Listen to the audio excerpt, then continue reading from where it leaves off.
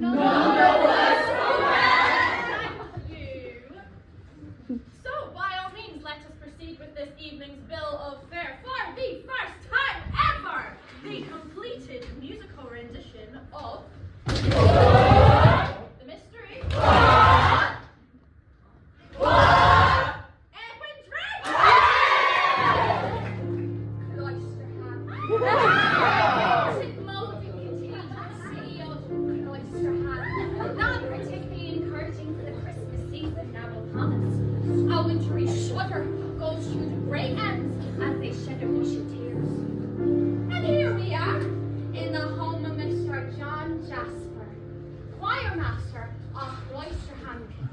Choir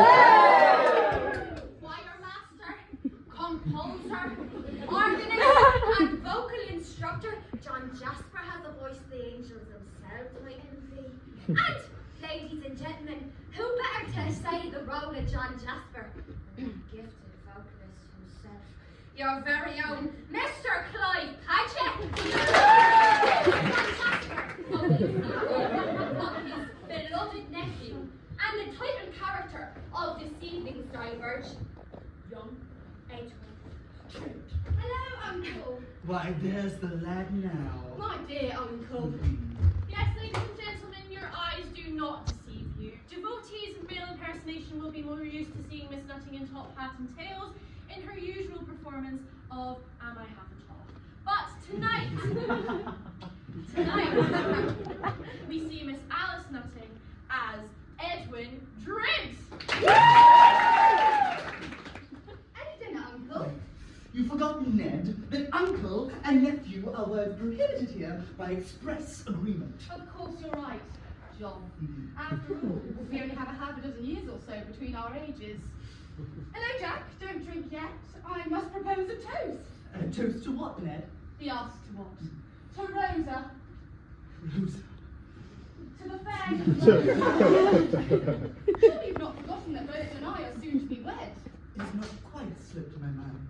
Yes, a tedious ceremony in your creaking cathedral, John, then off with my wonderfully pretty bride to dusty Egypt, where I intend to shake things up a bit. It is certain, then. I mean, Egypt does seem a desperate great distance. Oh, I'm sure we'll be quite happy, though our courtship suffers from an unavoidable flatness, owing to the fact that my dead and gone father and her dead and gone father had us as good as married at birth. Why, the devil could have left us alone. Good heavens, Jack! You look frightfully ill. There's a strange film come over your eyes. I've been taking a medicine for the pain and agony that overcomes me. I've been forced to fake to see in London. But fear not, the effects will soon be gone. Ned, I'm confided in you now because we are fast friends, and you love and trust me as I love and trust you. My dearest Uncle Jack. My dearest nephew Ned. And life without your friendship would be life as good as dead. The winds of hell may blow, but as you well may know, I will warn no need to small to face the fire below. For you, two kinsmen more than brothers, we know no next of kin, and yet we know no other's closer neath the skin. The blood that flows between us, the bonds that tie us twain, two kinsmen when our lovers flee, then we remain. 'Tis true, for you, two kinsmen are we two. Miss Alice Nutting and Mr. Clive Paget, ladies and gentlemen. Well, I trust by the moderation of your applause that you merely conserving your energies for the final curtain. But to continue with our story, young Druid is visiting Cloisterham to pay his regards to his bride-to-be, the fair Miss Rosa Good, who, like Druid, is an orphan. Rosa resides at Cloisterham's most respectable seminary for young women, aptly, if not correctly named, the Nun's House.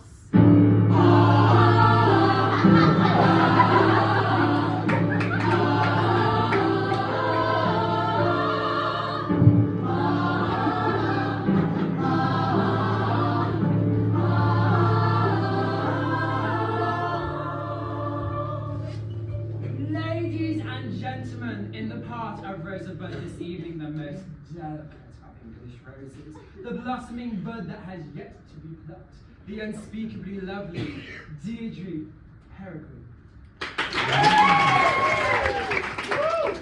Rosa, the happiest of birthdays to you. I only wish I'm able to say these words on each of your birthdays. I fear that is not likely, since, as you know, your own nephew Edwin and I will be departing for Egypt once you are married. It is only a wish, Rosa. How lovely you look. I've awaited your birthday with eagerness. Eagerness, Mr. Jasper. Oh, yes, your voice will no longer be subject to the fluctuations of adolescence. And how is your voice today, my dearest? As my tutor, perhaps that question is best answered by you, Mr. Jasper. Shall I sing the Mozart? No. I have composed a song especially for you on the occasion of your birthday. A choir master's pay being what it is, my life's beloved is the most I can afford to offer. Sir, I cannot sing these words. It would not be proper. Why, whatever do you mean? I am not worthy of it. As your music master, that should be my decision. Now from the beginning, if you please.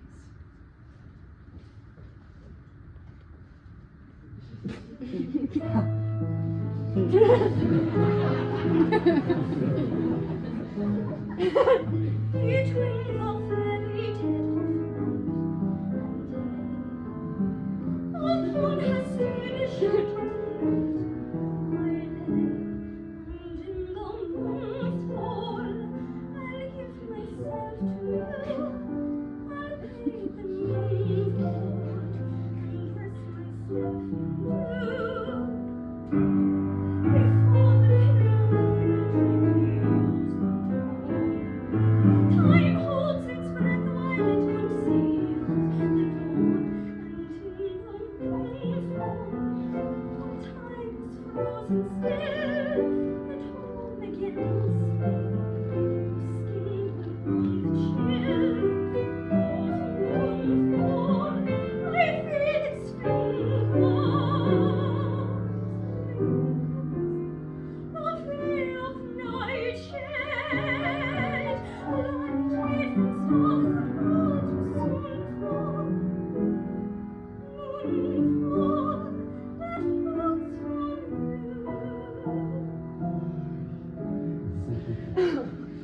That was lovely, Rosa. But lovely will not do. When you sing these words, you must make me feel as though you mean them. Now from the beginning, if you please.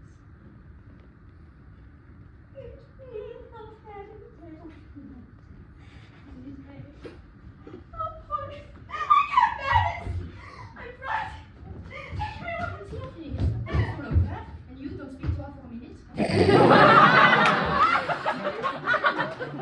She's not used to an audience, Mr. Jasper. Besides, you're such a conscientious master. I believe you make her afraid of you. No one. I no wonder. You'd be afraid of him under similar circumstances, would you not, Miss Landis? Ladies and gentlemen, our very own fiery spirit, the unpredictable Miss Janet Conover. Good afternoon, Reverend Crispardo. Oh, good afternoon, Mr. Jasper. And may I introduce you to young Master Neville and his sister Helena. They've come from Martinique, where they no longer have any family. Neville has been handed in over to me to look after him, and Helena will live here, at the nun's house. Welcome to Cloisterham, Mr. Landless. I'm afraid young Master Neville has been entrusted to my care to calm his rather hot-tempered nature, and to start a new beginning here in Cloisterham. You and your sister lost your parents recently, Mr. Landless? Their mother died very recently, and then their stepfather crossed over as well. I am most sorry. There is no need for you blind gentlemen to console me. As it happens, it is well my stepfather died when he did, or I might have killed him. Harmony, ladies and gentlemen, The Mr. Victor Grinsteed.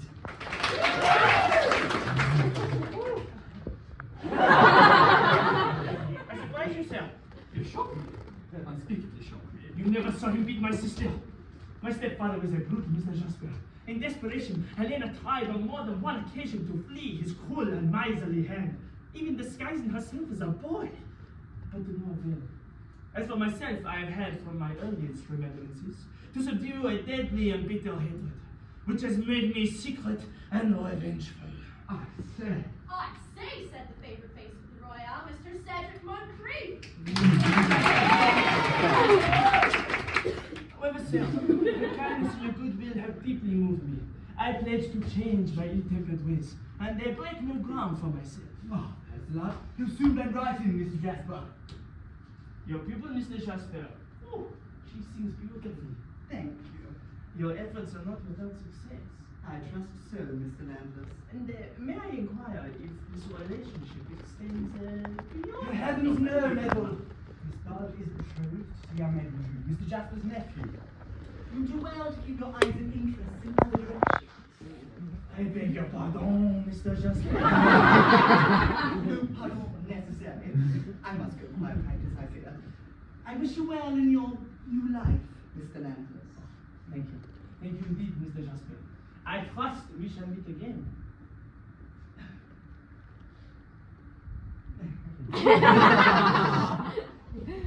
And I should like to meet this man and see what kind of man is worthy of the affection of Miss Bud. Stay. Stay. You are feeling better now, aren't you? Oh, much, thank you. These surroundings which may seem secure to you, but new and unsettling to me. You'll be a friend, won't you? I would be as good as a friend as such a knight of a thing can be, such a womanly and handsome creature as you. Who is Mr. Jasper? My Edwin's uncle and, well, my music master. You know that he loves you, right? No, don't! Don't. He terrifies me. He's made a slave of me with his looks, forced me to keep silent without an uttering of a single threat. You are telling Mr. Jasper's composition. It is of no matter. I do not intend to sing it again. And now we step into the chaste sanctity of the nun's house and travel for reasons that will soon become clear to the wickedest corner of the wickedest hole in the fabric of the city of London. Below the streets, beneath contempt, lies the opium den of the Princess Puffer.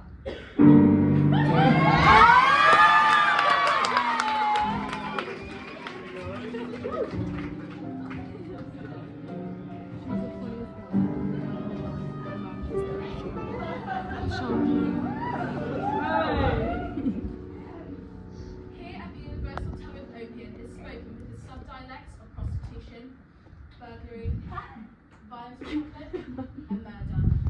And brings to her complexion, who ministrates to her client's needs and who hears needs more than she tells. Portrayed this evening by the Grand Dame Musical Royale, mother of the red light district, the good women of ill repute, the very own and beloved Miss Angela Preston.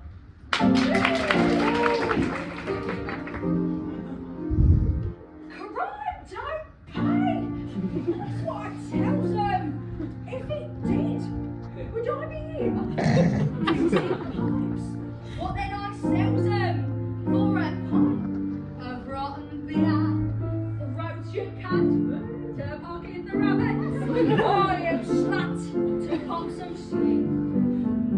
Fights for bleeding tuppence, pure disgrace to work so cheap. So I say, don't be a sinner for the price of London gin.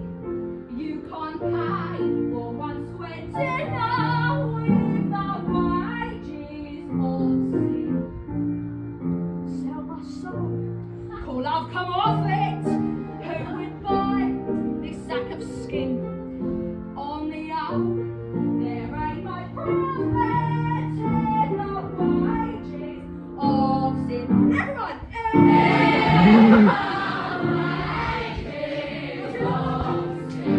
Stop right here.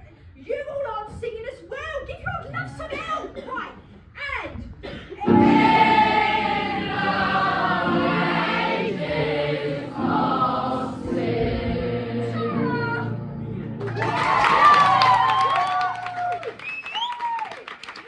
Snaps for Emma. In London, and as the light of day steals into the room, the parishioners of Cloisterham be astounded to discover the goodly choir master of Cloisterham Cathedral, Mr. John Jasper. Woman, I need Lord and wine quickly. My task is done. And your potion is as potent as usual. Lieutenant, so mixing opium with wine these days. I'll fix it for you now. Yes, yes, but before I get to the changes of colours and great landscape, I must be rid of him. Who? Him! Him! I've got to speak, no one there. There he is! There I am! Oh, yeah, of course. Now, be still and have yourself a pleasant journey.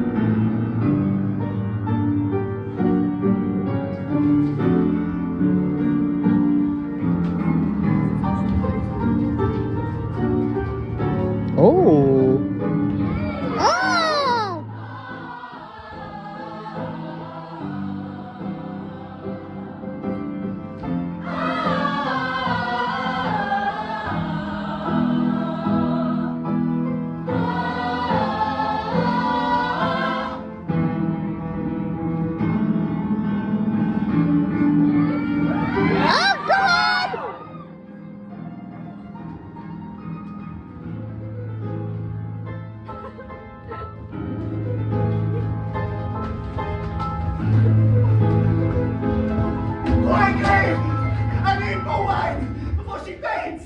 Rosa! Rosebud! So Rosebud? Did you say Rosebud? I can't remember what I said. Did you direct me to the nearest train station? I seem to be rather lost. 5 and tuppence, you know what I mean? That seems a rather large sum for such a small courtesy. However, if you are that needy. And the railway station. Nearest is Aldgate. There's 10 minutes walk from the river. I thank you. Who are you then? And what are you? I wonder how many of you noticed that meaningful statement that sounded a lot like a clue to me. Might we have it again, please, my dear? Yes, Who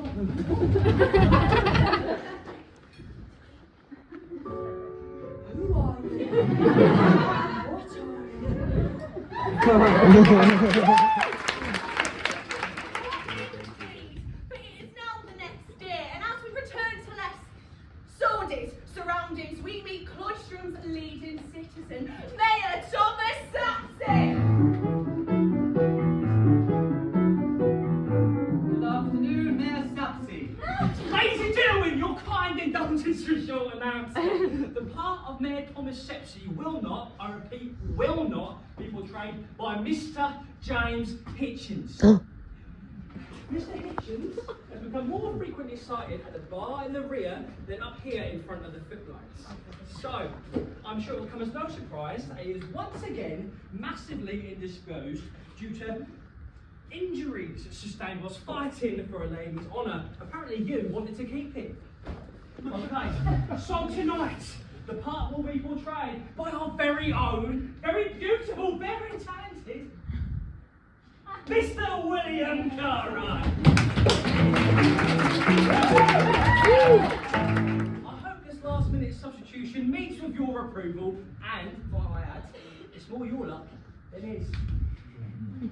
Good afternoon, Mr. Sapsy. Good afternoon, Mr. Chris Sparkle. And these are my newest charges from Martinique. I was just bringing him to meet. Ah, here he comes now! Young Edwin. Sir. Sir, I congratulate you on your good fortune, Mr. Pood. Good fortune, sir. Your pictorial, sir. Oh, yes. Rosa. Your segment of the globe, madam. Oh, Martinique, Mr. Pood. No, but much the same. Egypt. To make your future better? No, to ensure Egypt has one. I will shortly tell my family's engineering is in there, and I plan to pull off a miracle. Wait, what miracle? The Cairo Transverse, a thoroughfare for commerce and coach travel across the desert to Alexandria. A monumental task, hein? Yes.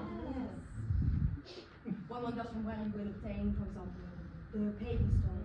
And the pyramids, of course. Oh! Yes, my studies show there's enough rock in the top half of the Great Pyramid alone. This is English blasphemy! No, please. Let's not raise our voices here in Cloisterham High Street. I meant no offence, sir. I apologize if my awkward ways aroused such emotions. What is worth of your splendid feathers?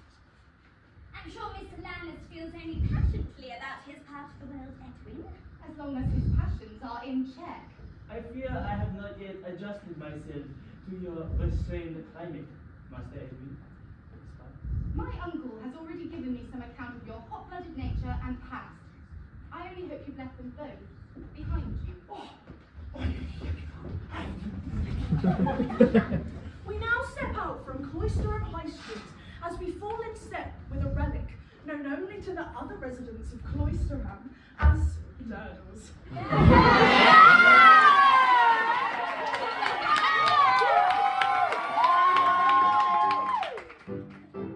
relic whose knowledge of the cathedral tombs is exceeded only by his capacity for wine and spirits. He is wending his way towards an important assignation. What's that you say, Bill? I said an assignation with Mayor Sapsy, who lives just around behind. What's that you say, Bill? I said just around behind. Are you talking about your ass again? I didn't come here to be insulted. Where do you usually go?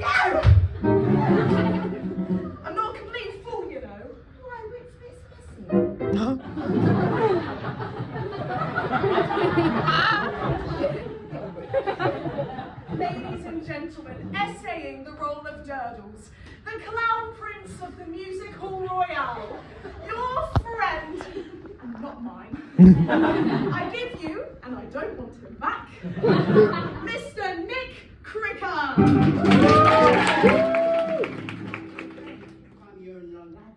Deppy! Deppy!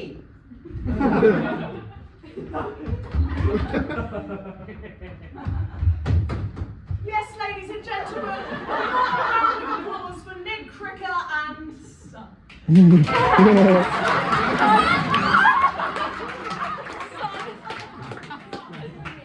Your lordship, sir.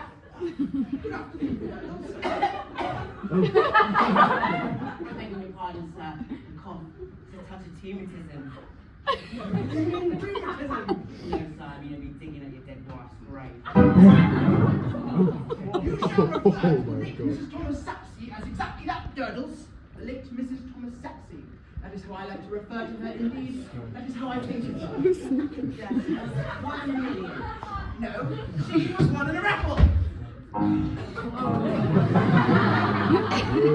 Is my wife's tea ready? Yes, sir, the door's all ready for my inscribing. She'll be much happier when we transfer it. Is Jack okay? It hasn't been done before. And the mom will be able to hear her say, and we can't do anything about the worms. Is he okay? Thanks. That's quite enough, Durdles. Who is this?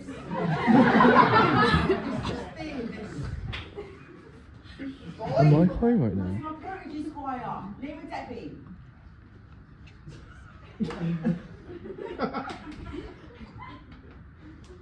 I put the lock into us, my shotgun lordship.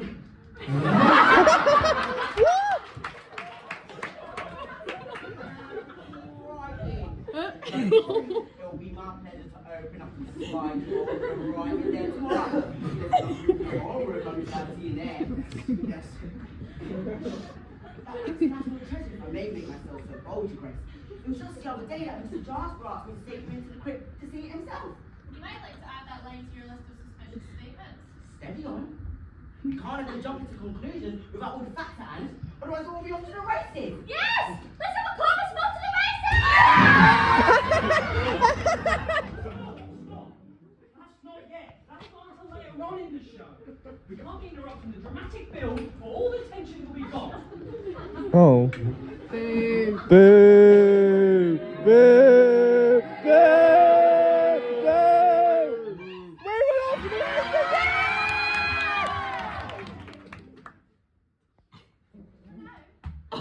Descend into the darkness, hopes of finding a new light upon our curious course. All of devastating turtles,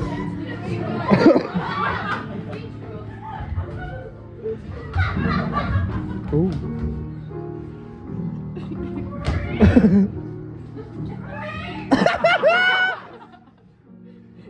Durdles! Hello? Hello, who's there? Mr. Jasper! Were you watching me, you cunning devil? I'll have the blood of you! That will serve you! You murdered him!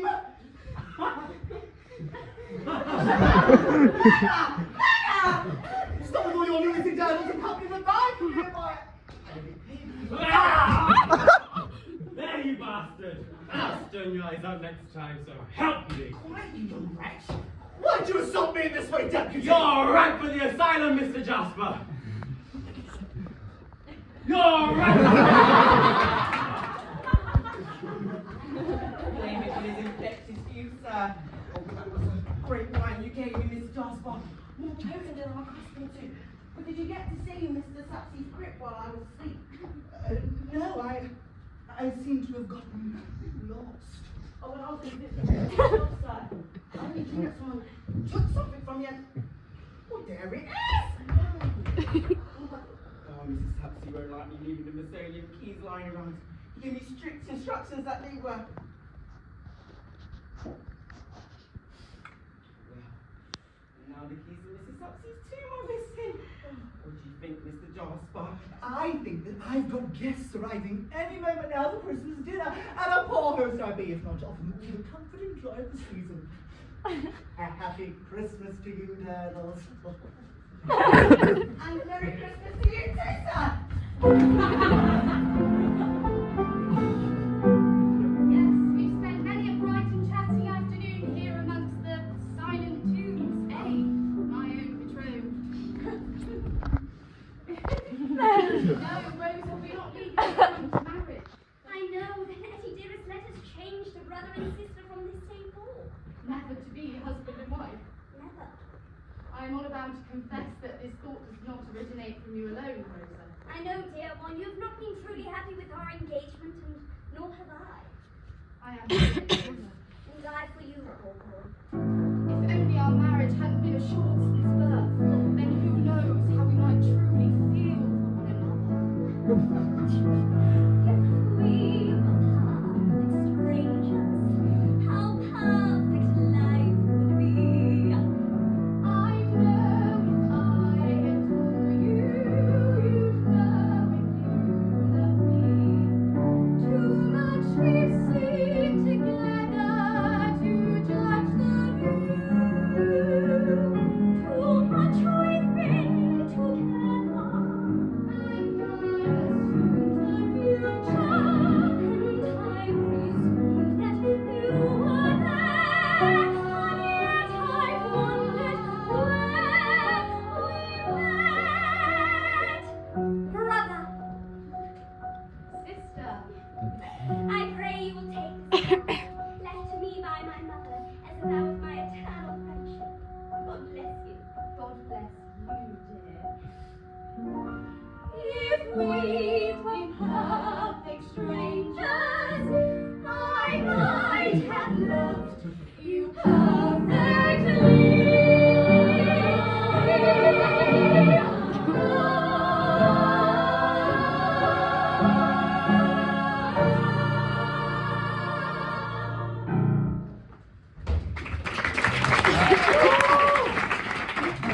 Great blow to my uncle. Why, whatever is the matter? Do you think we could keep our change of plan from Mr. Jasper for a while? Of course you're right. Why bring him such sad news on Christmas Eve? But now we must be off. He's expecting us for dinner. And I fear there's a storm brewing.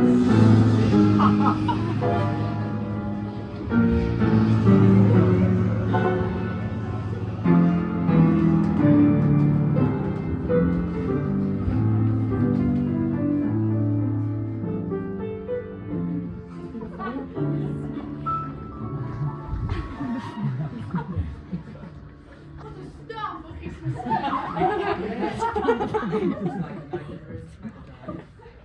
Maybe it tells me you were once engaged to Rosa's mother. Yes, yes.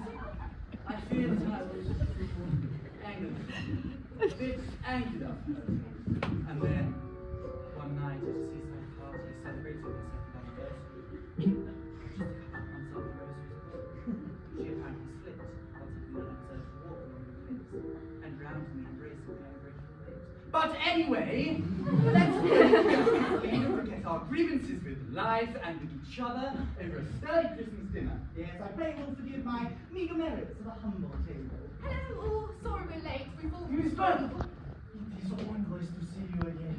Let me take your things. I had no idea you'd taken on domestic staff, Uncle. Mr. Landis will take you seriously, Edwin. No fear of Now, lads! Edwin, please. Rosa, you have no idea what it means to me to have you in my chambers. Miss Bird, how is it in a season of honey? You remind me of the flowering hibiscus. And how is it you remind me of an inconsistent vapor level? For while your metaphors seem quite stale, your manners are uncommonly fresh. Oh, you got to Varsha! Gentlemen! Please, this is Christmas Eve and I will tolerate no further unchristian-like behavior between you. Now, this mulled wine I made especially for a recipe I obtained Who was that? on a recent trip to London. Well, any port in store for me, Uncle? Oh, yes, any port in the storm, any port in the storm.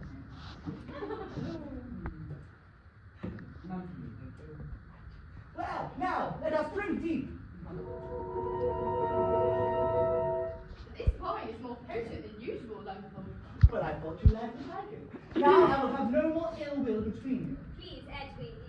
Of course. There's no longer any need for any rivalry between us, Neville. You have my friendship if you wish it. Then a Merry Christmas to you, Edwin. The goose is hacked. Miss Bird, I think your next Christmas dinner will be in Egypt. My God, Landless, why don't you accompany us to Cairo? I'm sure Rose and I could use someone to carry our bags. What? Someone better acquainted with her foreign tongue than minding his own. Gentlemen, ladies, please, be seated. Sir, I do not grant your comments. Serious, here you wear a finer cut than mine, but a waistcoat or can soon be torn up with like you shall bleed your blood so.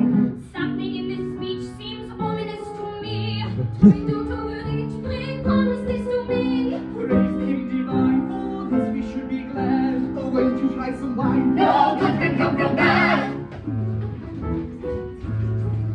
My dearest nephew Ned, I wish you well. The world is yours before you, just like Oysters on the side. Landless, as you already know, your blood is hot, but less than pure. Less I'm sure that we, your history, would indicate the path of some passing through your veins or through the passing place. Something sends a chill like feet upon my grave. In my sleeping will, I can't blame me now of say. Repeat what they say, bring home upon the lad. Night must follow day, no good can come from bad. My dearest, deepest friend, may I propose a toast to Rosamond and Edwin through features. Here's the rest. How very blessed are you, when oh so many stars, like you to come there will be love. Which one of you will come? This have my own, but we can't respond. I stare at you who never shoot to stare at me. My face, my wife, and share my life. I see you dead because it was a way. I feel it, I feel it. We are friends and yet they're not soon forget. Feeling never spent, and we have been set. In younger years I hunted for another, Rose's mother. After Rose's birth she left this home, now dust is all I must say. All the time they thought that I'm addressing God, but naive. The time to see these voices, noise for finding in their vacancy. This is what I carry for the sound of my name. Standing on my own, yes,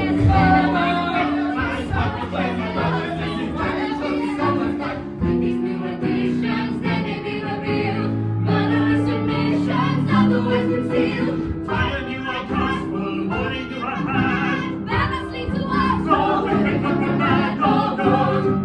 No good can come from bad.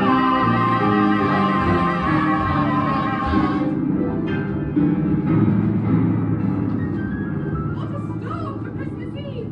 I must go down to the River Weir and see this bit of nature unchecked. Will you excuse me, Uncle? Of course. I will join you on your walk. We must retire to the nuns' house before the storm. Good night, Edwin. My dear, everyone. Rosa, Careful. Are you tired of nothing? I should see that the ladies get home safely. Will you join us, Uncle? No, I have plans I must execute. But I shan't let you go without wearing my collar and the absurdness of my cage coat. Come, Edwin. Your destiny calls. Goodbye, Uncle.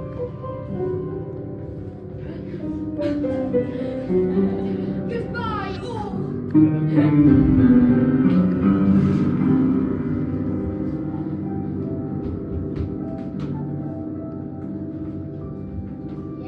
Oh!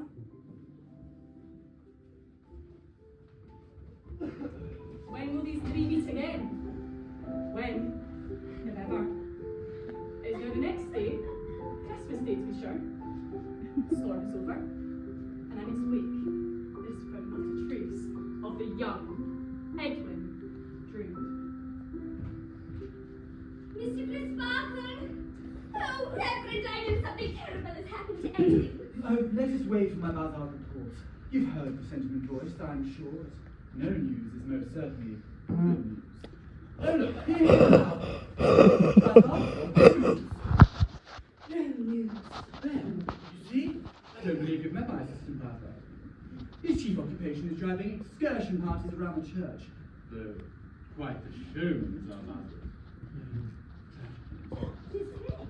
Yes. Mazda has a secret, but Rosa, what do you think? Oh dear, nothing dreadful, I hope. Mr. Mazda has written a play!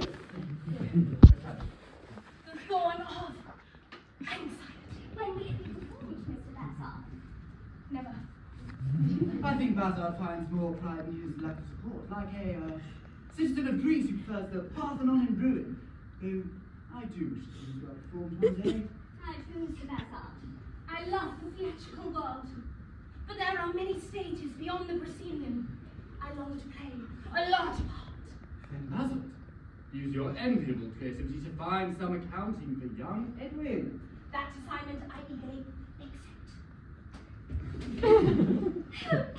My dear, Miss Edwin. How like the mother she looks. If the Lord had seen fit to smile down on me, and her mother not died 2 years later, I might have been roses. Father! Rise, my child. You are someone else. And is it not significant, Mayor Sepsi, that Neville Landers was last seen fleeing the district? You've convinced me, Mr. Jasper. A secret murderer could indeed be hiding in Cloisterham's most affectionate bosom. And yes, all the signs do point to young Neville Landers. My sentiments exactly. I shall instruct a few strong fellows. Neville Landers here, using whatever force necessary. No, find Neville Landers now! What will we do? We'll educate the murderous son! Right, we let you lot will have a hanging for Christmas. Catch the dog! Oh, Mr. Jasper! Look what I've discovered! Why, that's my coat, the one I gave Edwin last night. It's torn to ribbons and blood. My Edwin's blood, where did you find this? Under a rock! By the river Weir! My dear boy is murdered. I take this oath before you, Bassard, record this in your memory, that I shall fasten the crime of the murder against the murderer, and I shall devote myself to his destruction! I shall remember your words! Well, I believe that's it for you tonight, eh, Babs? That's right, Bill. It hardly seems worth you coming down from West Bromwich each night now, does it? You seem to specialise in these more narrow parts. Not by choice, Mr. Cartwright. Let's see, in Julius Caesar you were... A senator. At least you're in for the kill. You know, it hardly seems worth Charles Dickens even creating your character, unless you have more promising future in mind. That's been my solace for the role, Mr. Cartwright. Fellows, enough now. There's your murderer, sir! Well, everyone can sparkle, what have I done? Nothing, I'm sure, lad. I'm sure it's just all... Landers! Where is Edwin Drood? I thought... Why do you ask me that way? Because you were the last person in his company and he is nowhere to be found. Wish to question? You left for the river with Edwin Drood at what time? In all honesty, I cannot recall anything of what happened when And what is this blood on your shirt? I acquired these bloodstains, sir, just now, when these male-abuse forcibly dragged me back from the countryside where I had been walking. Oh, yes. Neville Landers is acting constable of this district and placing you under arrest. Yeah! Livy, how many of them did it take to muffle this way?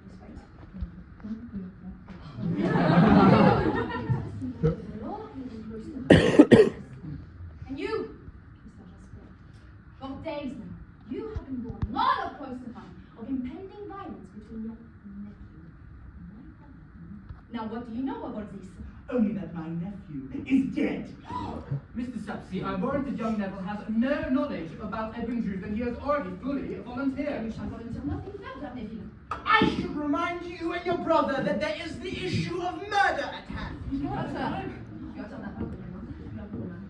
Perhaps will be good enough to supply a body, a victim, of course, something more tangible than an errant nephew, a timorous uncle, and a ludicrous city official who has no backing for his charges, pure pomp and sheer circumstance. Yeah. That's it, Helena. She's right, you know, Mrs. Statsy. You simply cannot arrest Neville unless you have Edwin's body. Edwin! Release him! Bless you, I'm overpaid. strange, somewhat untraceable accent. Yes, well, let's all pause for a moment, shall we?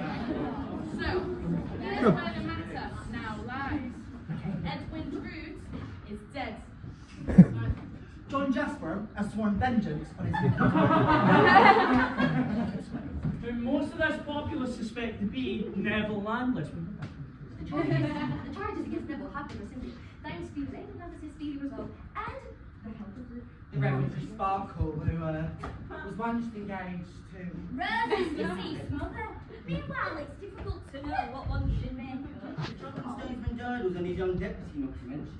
The mysteriously motivated Gregorian Princess Pufa. Statements to consider, with one admonition, with one warning. Should you leap to conclusions without all of the relevant information, you might find yourself being carried off to the races.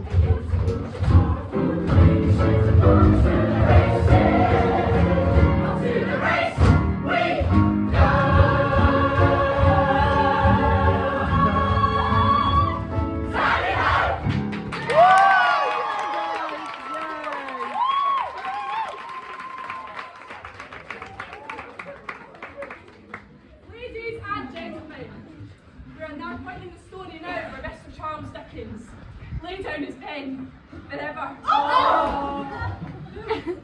And so, this is all we shall ever for sure know about the mystery of Edwin Drood.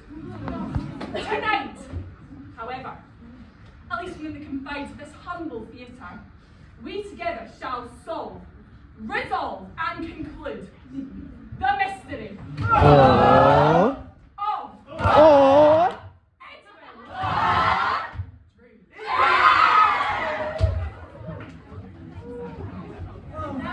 Now, ladies and gentlemen, we might now find ourselves a killer, a suspect, a criminal, a fugitive, in short, the murderer of our dear, departed, vanished, vanquished, late lamented title character of our play, Edward! Stop! All lying down, I'll send you all back to the bloody Salvation Army. Jesus wants me a sunbeam. You're right. Who killed Edwin Drood? Who shall be our murderer tonight? First, for your consideration, ladies and gentlemen, I give you the most obvious candidate for the part, Mr. Clive Paget as John Jasper. Now, ladies and gentlemen, let's do this. I ask you, is this the face of a murderer? Yeah. Or appropriately, I ask you, is this all there is to the mystery of Edwin Drood? That John Jasper, the obvious villain of the piece, did indeed kill his nephew Edwin Drood in a hopeless attempt to win the love of the fair Miss Rosebud. Well, where then the mystery? Well, that's taken the wind out your sails, big mouse, hasn't it? Where then the mystery? Where indeed? So how stand you? For the obvious answer, or for a more perplexing solution? The obvious one. Now, certain members of our class can be safely eliminated from the bidding. Young deputy and Mayor Sassy. Intended for comic relief, but never really can figure very intimately in the lives of the other characters. And we have other plans for you, Bizarre. Which leaves us with these remaining candidates for the role of murderer. Helena Landis, did I in time to save my brother? And how to let him go? Rosebud, why on earth would someone as innocent and pure as myself murder my own true net? Turtles. I'd rather have a drink in front of me than give Druid a frontal lobotomy. In all honesty, I cannot recall anything of what transpired once Edwin and I reached the river. But it was an odious little tweet, and he deserved what he got. Princess Buffet. Who am I? What am Emma! Go Emma.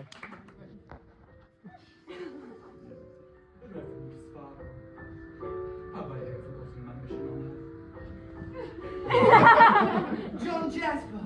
I've been kept in the cold shade of suspicion since our story began. Time, ladies and gentlemen, time at last to finally decide. May I suggest for the sake of accuracy that we take a vote by a show of hands. So let's bring up the house lights and we'll begin.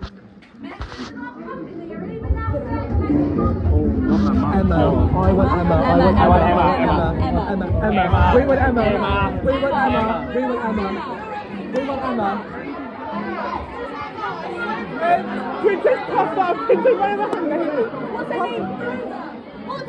Puffer. Puffer.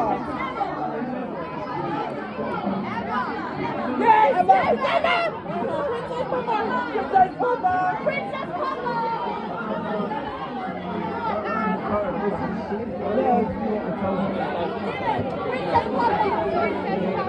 Come on, whatever. Please be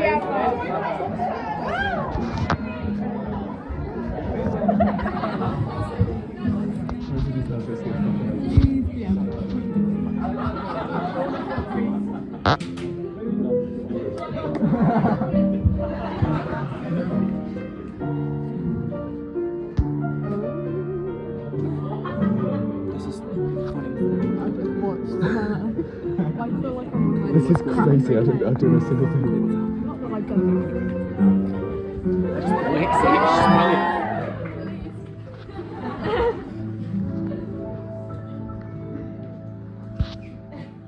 Ladies and gentlemen, we have determined the murderer in our midst. And so, friends of the Music Hall Royale, for the first time and at long last by your own determination, the conclusion, the finale of the mystery of Edwin Drood. The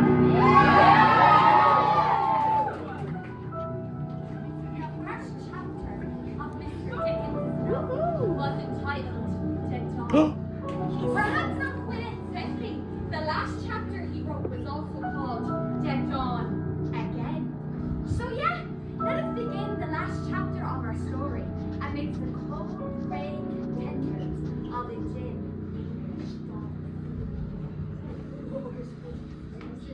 Oh, here, Missy.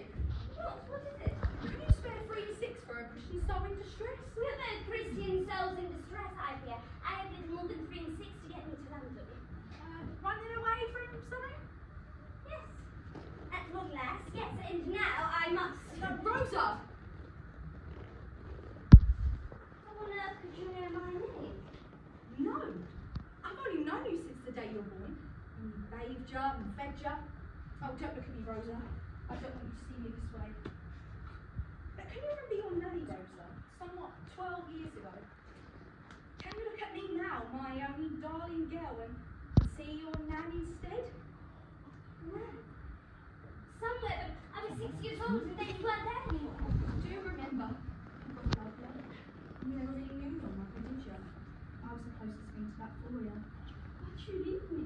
Rosa, my child, my own. I'm deep ashamed you went through life alone. And yet despite my dreadful fall from grace, I never once forgot your name or face. One icy evening, a client of mine began to rave and praise on laudanum wine. And while he drank his conversations delight, he made a great mistake of crying Rosa. Now it's one thing for them like me to mix a mingle with the likes of thee. Both made from cosmos slowly clay and mud. But how comes this man to cry out Rosabud? Well, I can't see too clear, but I follow him here finding out who was who. I'll come back a time or two. Then last night tracking me was this man of mystery. So I followed his tracks to the lodgings in the back. Though I hate to confess, when I watched his man address, and I saw side wise, he without his bold disguise. And the job took theatrics and no fear of hazard. The man of mystery is Buzzard. I knew it! Yes, it is I gladly reveal my joy in telling all I can't conceal.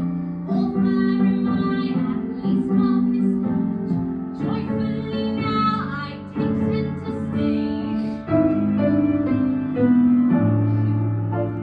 My motive for taking this part was to hone even further my art. A theatrical bent and a costume that let me strive for what's dear to my heart. A chance for some public acclaim, just a shred of a second of fame. As a playwright to plot to unravel should not be much hard power of the tame. This is my greatest audition, 2 decent roles at one time. Finally some recognition, staging the scene of a crime. Going out on a limerick, out on a limerick, out on a limerick, yeah.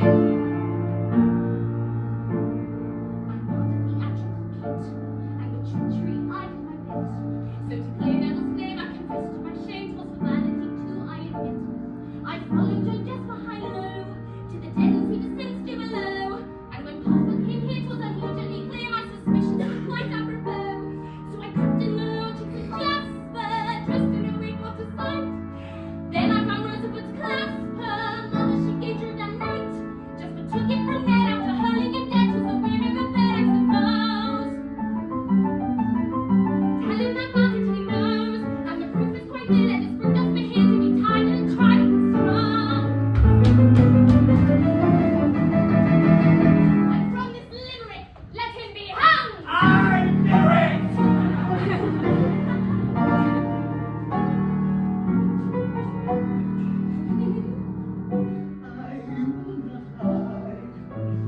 I wished not to die. Twisted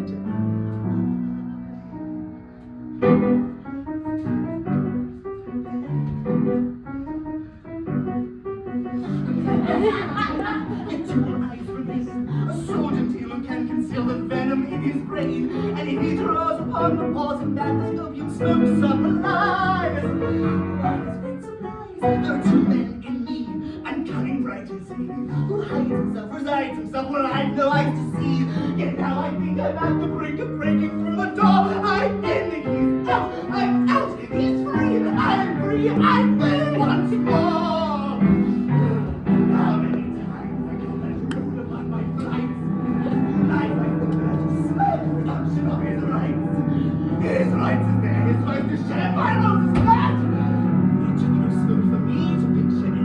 That night I filled myself a flask of alone and then to toast and never I drank some. That's when my greatest flight and fancy did take place.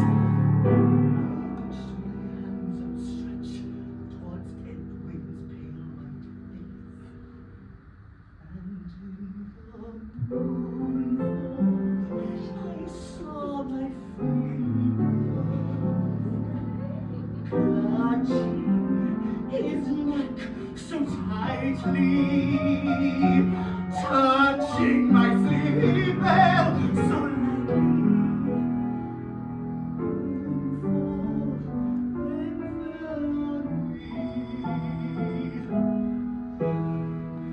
but God, the deed was much too easily done, as much as over as it had begun. Such tragedy to finally work the kill. Not all weak to tease the thrill. No, I've confessed. Now we both can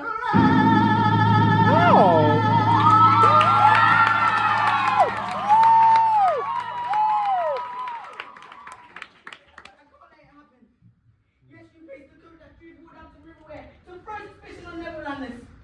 And you're a bad one, Jasper. Especially when that one's inside you. Well, you're not a murderer. You didn't kill Edwin Drood. Jonas! Are you saying John Jasper did not kill his nephew? Exactly, sir. I'm sure you remember that Christmas Eve. It was a bad night. And I thought I'd take shelter at Mr. Jasper's door. But when I saw one of these lot, throw Edwin Drood. And with a convenient flash of lightning, I saw who it was! Blimey, that was a long speech. Goodles! So, I saw Jasper stumble out of his home under the influence of potent medicine. And then he collapsed. Then he woke up. And then he took Drew's body into the crypt and laid it next to Mrs. Satsey's tomb. What? Oh, I did tell you there was plenty of space in there. Goodles! You must tell us who it was! It was Princess Pepper!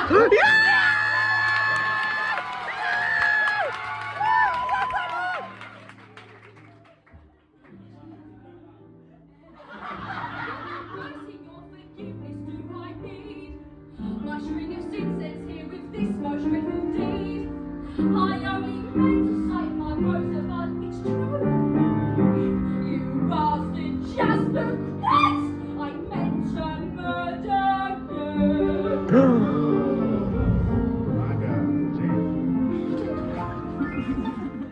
I see my rosebud friend by this man of massive sin.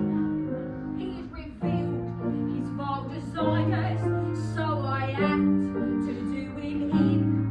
To my endless ruination, I took smoke to see me through. In my sweet hallucination, I saw Drood and thought him through. So I sang to all will hear me. You must plan a murder well. You must view your victim clearly as you send him off to hell. When I killed, 'twas well intended. Smoke and drink what did me in. For my chores I'm apprehended.